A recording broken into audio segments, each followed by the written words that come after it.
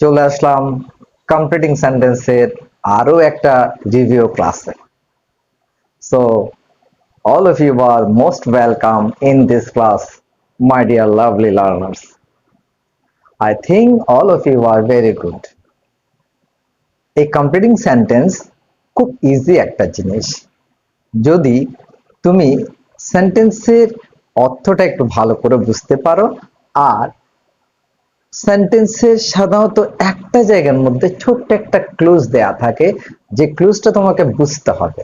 অর্থাৎ একটা রুল একটা রুল দেয়া থাকে, সেই রুলটা বুঝে এবং সেটা যদি কোনো একটা প্রসঙ্গ নিয়ে করা হয়, যে কমপ্লিটিং সেন্টেন্সটা, তাহলে সেটার উপর প্রাসঙ্গিকভাবে, অর্থাৎ সেটার প্রসঙ্গ ঠিক রেখে তোমাকে সেন্টেন্সটা কমপ্লিট করতে হবে। এর জন্য একটু ধৈর্য, মনোযোগ দরকার। তো দেখো, আমি যেটা এখানে নিয়ে এসেছি সেটা কিন্তু বলছি না কোন বোর্ডের, কিন্তু এটা একটা বোর্ড কোশ্চেন, সুতরাং সবার জন্যই ইম্পর্টেন্ট, নেগলেক্ট করার কোনো প্রয়োজন আছে বলে আমি মনে করি না। তো দেখো, এটা স্মোকিং নিয়ে। সরি, দেখ কিভাবে কমপ্লিট করব। হয়তো যাদের মুখস্থ বিদ্যা আছে, যারা একদম মুখস্থ করে ফেলেছো বই দেখে বা নোট করে, তাদের জন্য আলাদা ব্যাপার।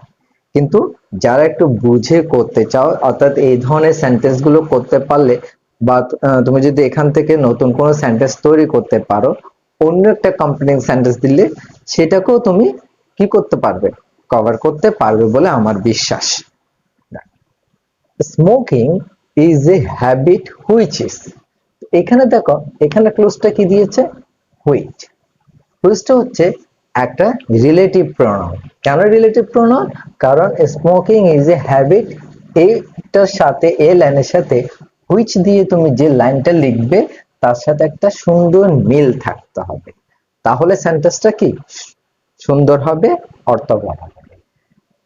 Smoking is a habit which is, তুমি দিতে পারো হার্মফুল, ক্ষতিকর, হার্মফুল, অথবা দিতে পারো ইনজুরিয়াস, ইনজুরিয়াস তাও ক্ষতিকর। টু which is harmful অথবা which is injurious to health, our health তো দিতে পারো, health তো দিতে পারো, HEALTH, অথবা our body, এটাও দিতে পারো। অর্থাৎ স্মোকিং, ধূমপান এমন একটা অভ্যাস যেটা আমাদের স্বাস্থ্যের জন্য ক্ষতিকর, বা যেটা স্বাস্থ্যের জন্য ক্ষতিকর। Many people go on smoking দাও, এখানে ক্লোজটা কি দেখো, দাও, যদিও। তাহলে যদিও হলো কি, তারা একটা এর প্রভাব জানে, এর একটা প্রভাব আছে, সে প্রভাবটা জানে, জানার পরও তারা কিন্তু সেটা অভ্যাসটা চালিয়ে যায়। অর্থাৎ অনেক লোক এই যে ধূমপানের অভ্যাস, এই ধূমপানটা চালিয়ে যায়।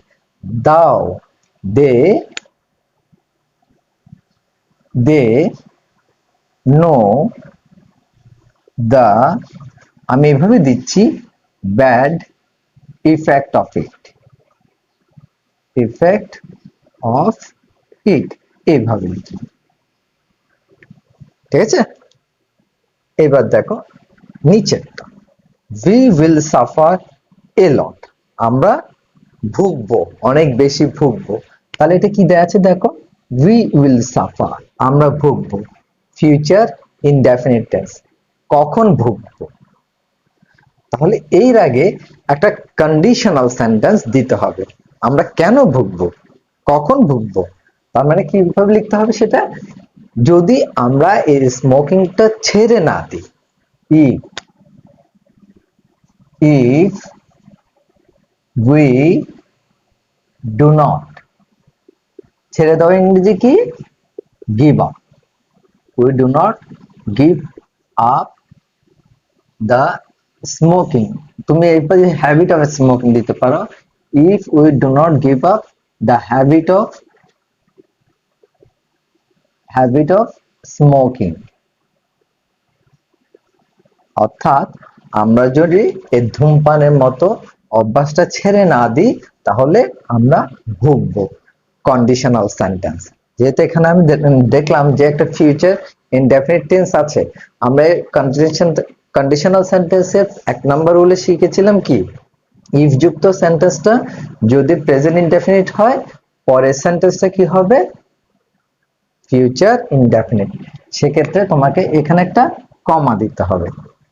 ওকে, দেখ, people cannot give up smoking easily because, বলছে কি, লোকেরা খুব সহজে এই ধূমপান ছেড়ে দিতে পারে না, because.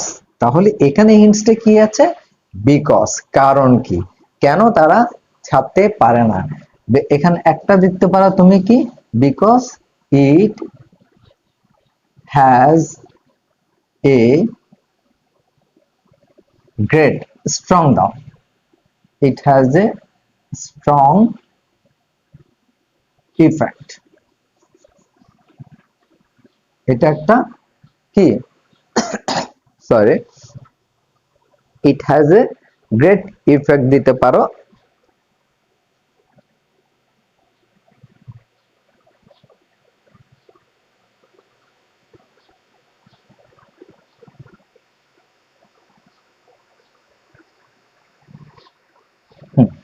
It has a strong effect দিতে পারো।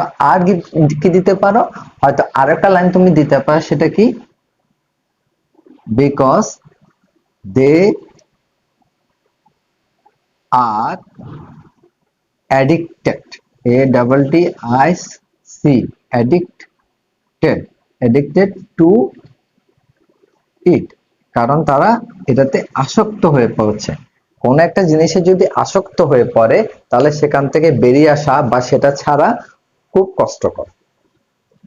So attempts must be taken by us, তাহলে পদক্ষেপ অবশ্যই নেওয়া উচিত, আমাদের দ্বারা অবশ্যই নেওয়া উচিত। কিসের জন্য, কিভাবে, টু, ইনফিনিটিভ টু আছে, তাহলে এরপরে কি দিতে হবে, একটা ভার্বের বেস ফর্ম বসাতে হবে। আমি কি দেব, আমি মনে করি কি, এ গিভ দিয়ে টু গিভ আপ স্মোকিং, একদম সহজভাবে আমি মনে করি কি এটাই সহজ। মানে কি, এই যে স্মোকিং ছেড়ে দেওয়ার জন্য আমাদের সবাইকে কি নিতে হবে, অবশ্যই পদক্ষেপ নিতে হবে। ক্লিয়ার হয়ে গেল জিনিসটা, খুব সহজে করে দিলাম। আমার মনে হয় তোমরা যদি এইভাবে সহজভাবে নিজেরা আগে তৈরি করে নাও, তাহলে এগুলো পরীক্ষা হলে গিয়ে লিখতে তেমন একটা সময় লাগবে না, কোনো কষ্ট হবে না। ওকে, এখন এই এক্সারসাইজের দিকে একটু খেয়াল রাখো, যে এটাও হেলথের উপর বেস করে একটা কমপ্লিটিং সেন্টেন্স। আগে যে কাজটা করতে হবে সেটা কি, সেটা নিশ্চয় বুঝতে পারছো যে আগে এই টেক্সটটা পড়ে ফেলতে হবে, অর্থাৎ তোমাকে বুঝতে হবে যে এটা কিসের উপর বেস করে দেওয়া হচ্ছে। যদি কোনো কিছুর উপর বেস করে দেওয়া হয় তাহলে সেই বিষয়ে তোমাকে সেন্টেন্স গুলো কমপ্লিট করতে হবে, নতুবা সেটা ভুল হয়ে যেতে পারে। আর যদি কোনো বিষয় না দেয় তাহলে তুমি তোমার ইচ্ছা মতো করতে পারবে। দেখো, there is a proverb that, একটা প্রভাব আছে, একটা প্রবাদ আছে যে, বাকিটা তোমাকে কমপ্লিট করতে হবে। এখন তুমি এটা কিসের উপর বেস করে কমপ্লিট করবে বা কিসের উপর ভিত্তি করে কমপ্লিট করবে, তার জন্য আগে তোমাকে পরের লাইনগুলো একটু পড়তে হবে। Dash know the wise saying, সেই বিজ্ঞ বা জ্ঞানের কথাটা জানা। আবার এখানে দেখো একটা ইন্টারোগেটিভ মার্ক আছে, সুতরাং এখানে তুমি যেটা লিখবে সেটা প্রশ্নবোধক হতে হবে বা ইন্টারোগেটিভ সেন্টেন্স হতে হবে। Unless you have a good health, এইবার দেখো এই লাইনের মধ্যে আমরা পেলাম কি, গুড হেলথের কথা পেলাম। যদি তোমার ভালো স্বাস্থ্য না থাকে, you may have a lot of wealth, তোমার হয়তো অনেক সম্পত্তি থাকতে পারে, অনেক সম্পদ থাকতে পারে, বাট, কিন্তু, তাহলে এটাও ওয়েলথ সম্পর্কে লেখা বা হেলথ ইজ ওয়েলথ এই ধরনের কথাটা লেখা, ইট ইজ হাই টাইম, এটা উপযুক্ত সময়। তাহলে দেখো এখানে আমরা এই যে বাট একটা সূত্র পাচ্ছি, আবার এখানে পুরোটা একটা সূত্র পাচ্ছি, আবার এখানে একটা সূত্র পাচ্ছি আনলেস, আর এখানেও একটা জিনিস পাচ্ছি, এখানেও একটা জিনিস পাচ্ছি। অর্থাৎ তোমাকে এই জিনিসগুলোর উপর ভিত্তি করে সেন্টেন্স গুলো তৈরি করতে হবে। ঠিক আছে, তো প্রথমত আমরা বুঝতে পারছি এটা হেলথ কে নিয়ে, অর্থাৎ গুড হেলথ কে নিয়ে। তাহলে দেয়ার ইজ এ প্রভাব দ্যাট হেলথ ইজ ওয়েলথ, একদম ইজি ওয়েতে লিখে দাও, বাকি অত সব চিন্তা করার দরকার নেই। আমি কোটেশন মার্ক দিয়ে এখানে রাখছি HEALTH, health is wealth, full stop, quotation mark, শেষ। ওকে, এখন দেখো নো দ্য ওয়াইজ সেইং, তুমি এখানে দুভাবে লিখতে পারো, যেমন একটা লিখতে পারো who doesn't know the saying, কে এটা জানে না। আবার এমনও হতে পারে যে ডু ইউ, অর্থাৎ তুমি জানো কি, তুমি জানো কি, এই যে একটা জ্ঞানমূলক বা জ্ঞানের কথা হেলথ ইজ ওয়েলথ, এটা তুমি জানো কি। আনলেস, যদি না, you have a good health, তোমার ভালো স্বাস্থ্য না থাকে, তাহলে কি হবে, অর্থাৎ ইফ যুক্ত সেন্টেন্সের মতোই এটা, conditional sentence. Unless you have a good health, you can't be happy, তুমি সুখী হতে পারবে না। অথবা আবার কিভাবে লিখে যায়, you can't lead a happy life, এটাও লেখা যায়। যেটা তোমার কাছে সহজ লাগে, ভালো লাগে, সেটা তুমি লিখতে পারো। You may have a lot of health, তোমার অনেক সম্পত্তি থাকতে পারে, বাট, তাহলে বাট যখন দিয়েছে, এখানে যে ফলটা দেয়া আছে তার এখানে যে কারণটা দেয়া আছে বা একটা স্টেটমেন্ট দেয়া আছে, সেটার পরবর্তীতে এটার অপোজিট মিনিংটা হতে হবে বা অপোজিট কারণটা তোমাকে উল্লেখ করতে হবে বা অপোজিট ফলাফলটা তোমাকে উল্লেখ করতে হবে। You may have a lot of wealth, তোমার অনেক সম্পত্তি থাকতে পারে, বাট এটা কি দিতে পারো, it has no value without a good health, without a good health। Okay, এটাও দেওয়া যায়। আবার এমনও হতে পারে যে you may have a lot of wealth, it will be valueless without a good health, এভাবেও দিতে পারো। ওকে, এবার দেখো ইট ইজ হাই টাইম, এটা উপযুক্ত সময়।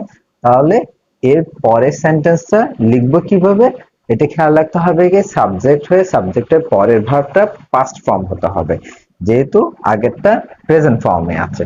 ওকে, তাহলে কি লিখব, এটা we took care of your health দিতে পারো, যেহেতু তুমি এখানে পুরো ইউ সম্পর্কে দিয়ে হচ্ছে ইওর হেলথ দিতে পারো, অথবা আওয়ার হেলথও দিতে পারো, যে কোনো একটা।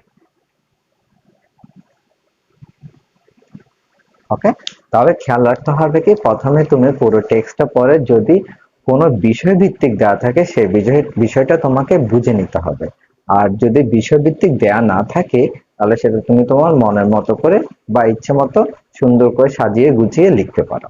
ওকে, থ্যাংক ইউ।